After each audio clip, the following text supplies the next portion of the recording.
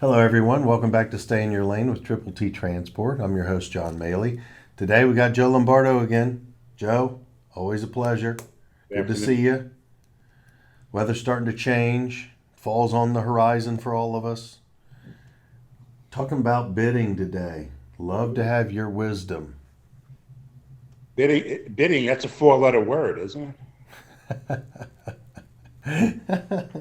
Yeah, absolutely.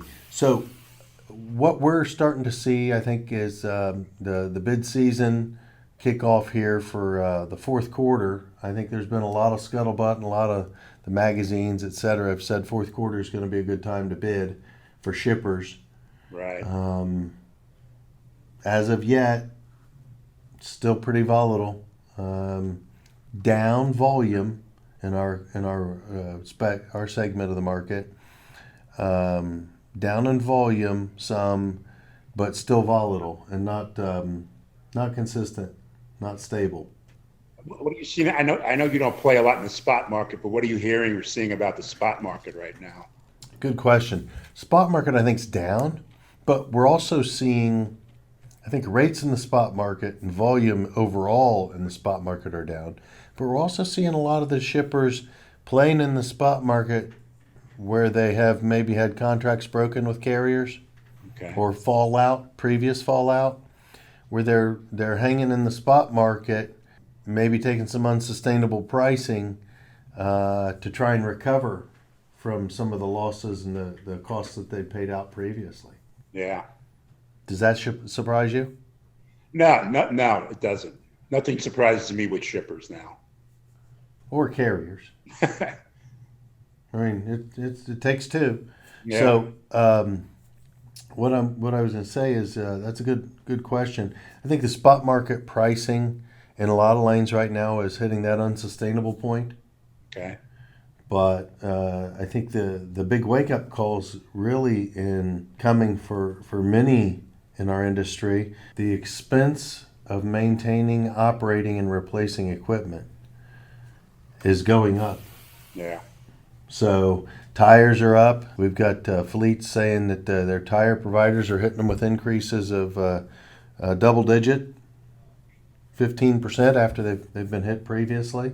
Depending on where they were getting their pricing or how good a deal they were getting, there's more increases coming when there were increases in the second quarter still. The big question is, what do you think about the timing of third, fourth quarter bidding? This In my shipping career, when I was responsible for it, we never ran a bid in the fourth quarter or the third quarter. We always did the first and second quarters. But again, Nestle had a very seasonal business, and that's when we had to put all hands on deck for shipping and making sure we had capacity and putting out fires and all that good stuff. So we never tried to do any kind of bidding in the fourth quarter. hmm So I mean, things have changed. So maybe now with all these automated systems that they're using for bidding, maybe you can get away with it now in the fourth quarter. I don't know. It's still, you still got to do all your 4 or 5 steps to do a bid. You got to prepare. You got to you know choose your partners, the analytics, all that stuff. So I think it tells more often than not that's not maybe the best picture from a timing perspective. Um, I think what the goal is to drive out some cost. I think that's number one in the network. After the past 18 months to 2 years, yeah, I think that the goal would be to drive some cost savings. I know some of the industry professionals are saying expect a 6% decline on refrigerated freight for 2023 from a cost perspective, and then twice that in the spot market almost. So 10 to 12% in the spot market, but I don't necessarily know that that's. I don't know that those numbers are going to end up being there, but I think it's based off of. It depends on what you're basing it off of, because first quarter of 22 was probably the most expensive quarter we've ever seen, and it was more expensive than fourth quarter of 2021. So it's definitely turbulent. Um, Yeah, I, but for them to predict those types of decreases, they got to really. I mean, their model must say it's going to really slow. Business is going to slow down, and we're going to be in a recession. Sometime in the late first quarter, second quarter. I mean, it's really going to slow down. I mean, I can't see any other way you would project those types of decreases. yeah. Well, I think what they're saying, they're even projecting diesel out for 2023, starting at the $5 range and ending in the 440s. You Okay. know, Yeah. roll the dice, Yeah. give it a Definitely. toss. I don't know that you can budget necessarily there, but I'd like to think that there is going to be some stability coming in the future because I haven't seen enough of it yet. Yeah. We don't live by our spot market. You know, Right. we're not a big spot market player. Yeah, we can help when you need it, et cetera, but that's not our model. I think that the majority of the shippers that are playing in that market now might be missing some opportunities to align themselves with the provider they want. Yeah, but I'm sure all these shippers they're getting all kinds of pressure from their finance and from the C-level executives. I mean, supply chain costs skyrocketed the last 2 years, and I'm sure everybody's beating everybody up trying to say we need to get some of this money back. Well, I think the majority of our big shippers are going to stick to the 90-day and 6-month pricing. I Okay. think that I think that's really where we're at. I think we can go out 6 months, but I don't think we're to where the majority of our big shippers are mentioned. We only have one that goes out that requests a year yet, Okay. and I don't know. How do you project 12 months out when you don't have stability? Yeah. No, I would agree. So, what's your thought? Think Well, I it's mean, there's a lot of external factors going on too. You've got these ILA on the West Coast, the Longshoremen Union.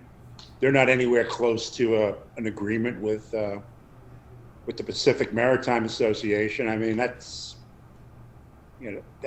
contract's been over since June 30th, and they've made very little progress. So if you start seeing slowdowns and stuff there, that could get really ugly.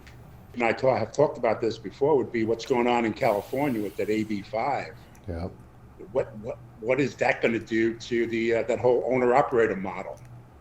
I mean, that's so you got these unknowns out there that could impact capacity and pricing. So I don't think there is an owner operator model in California after yeah, that. right. Well, yeah, I mean, realistically, if you can't be an owner operator, independent contractor, yeah. you're an employee, right? Hmm. 70,000 owner operators in California are operating today as independent contractors. Okay. At some point in time here, they're going to figure it out. They're either going to come up with the money for their authority. Right. The big issue then is insurance for them Right. as an individual. So that's going to hurt. They're going to lose the tax game they've been playing as an independent contractor because they're going to be an employee if they Yeah. if they stay in it. Right.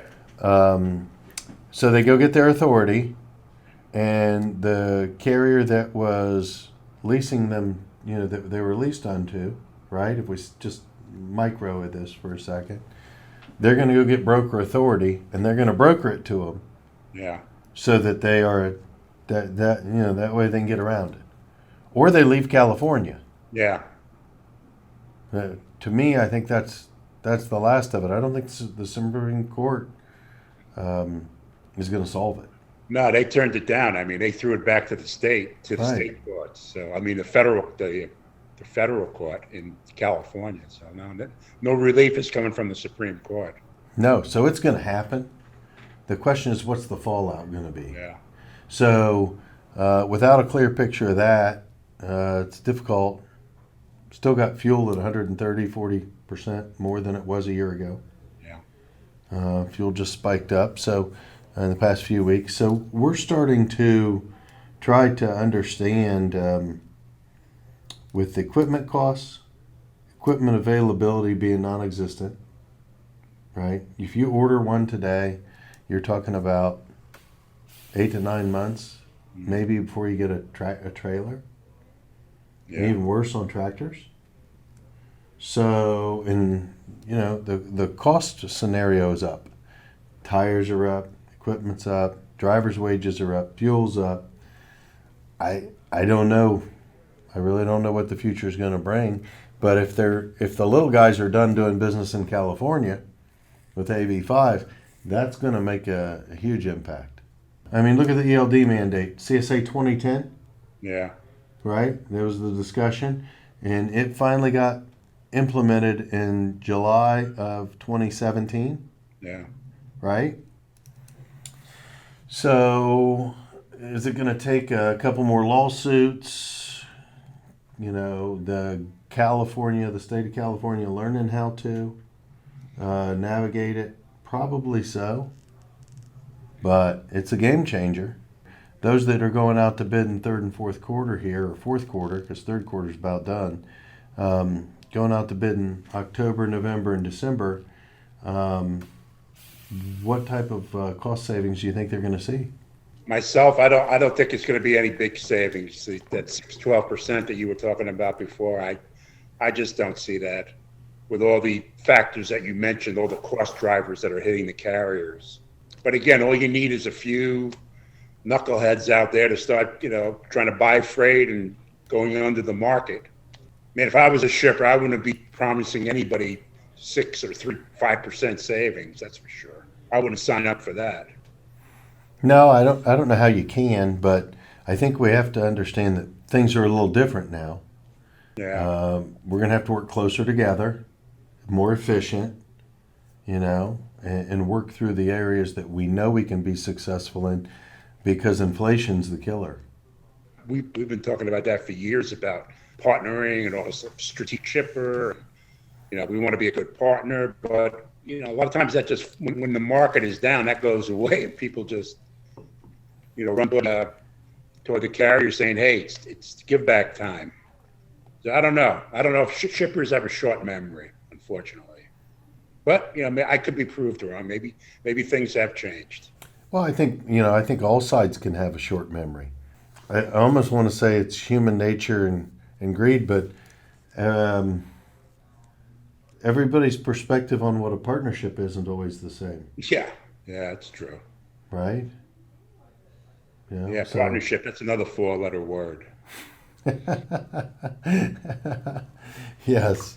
Well, Joe, as always, I love it when you bring it real. Okay. I appreciate the time and sharing with us what you're seeing and hearing. You're saying no to 6 and 12%. Yeah, I am. I don't see that. Unless the economy really tanks, then maybe you'll see some decreases like that. I don't think it's going to tank like that. It's going to get tough. Yeah. Hey, as always, thank you. You too. Take care, John. Thanks for the opportunity. Oh, no, thank you for being on. Appreciate the wisdom, Joe. Take care. All right, man. Bye-bye.